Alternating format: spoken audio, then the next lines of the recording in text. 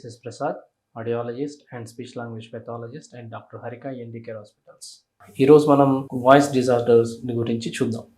So అసలు ఈ voice disorders అంటే ఏంటి, ఎన్ని రకాలు ఉంటాయి, ఏ టైప్స్ అనేవి ఉంటాయి అనేది ఒకసారి ఈరోజు డిస్కస్ చేద్దాం. సో ఫస్ట్ వన్ వచ్చేసి వోకల్ నాడ్యూల్స్. సో ఇవి ఏంటంటే బినైన్ టైప్. సో ఈ వోకల్ నాడ్యూల్ ఏంటి అంటే growth on the inner side of your vocal cords. So ఇవి ఎక్కువ వోకల్ అబ్యూస్ చేయడం వల్ల వస్తూ ఉంటాయి. సెకండ్ వన్ వచ్చేసి సల్కస్ వోకాలిస్.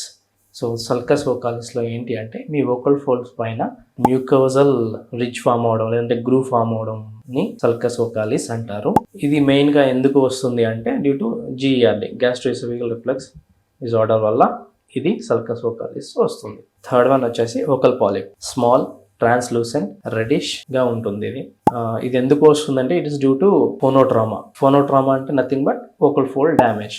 సో ఇంకోటి వాయిస్ అనేది టూ మచ్ గా యూజ్ చేయడం వల్ల అండ్ వాయిస్ అనేది ఇన్కరెక్ట్ గా యూజ్ చేయడం వల్ల ఈ పాలిప్స్ అనేవి వస్తూ ఉంటాయి.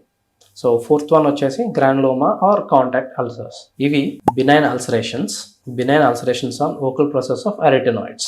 ఇవి యూజువల్గా ఎక్కువ ఇమిటేషన్స్ చేయడం వల్ల కూడా వస్తూ ఉంటుంది. నెక్స్ట్ వచ్చేసి vocal cords carcinoma.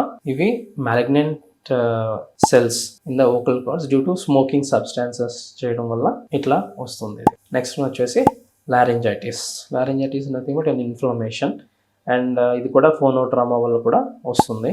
Next one vocal fold haemorrhage అని ఒక టైప్ ఉంటుంది. ఇట్స్ వోకల్ ఫోల్డ్ హెమరేజ్ అంటే ఈ బ్లడ్ వెజల్ అనేది బర్స్ట్ అయిపోతుంది. సో ఇది కూడా ఫోనోట్రామా వల్ల కూడా వస్తుంది. ఆర్ ఇంకొకటి ఎక్సెసివ్ కఫ్ చేయడం వల్ల కూడా ఇది వస్తుంది. అండ్ ఇంకొకటి రింకీస్ ఎడిమా అని ఇంకోటి ఉంటుంది. సో ఇది ఏంటి అంటే chronic diffuse swelling in the Reinke's edema స్పేస్లో స్వెల్లింగ్ ఉంటుంది.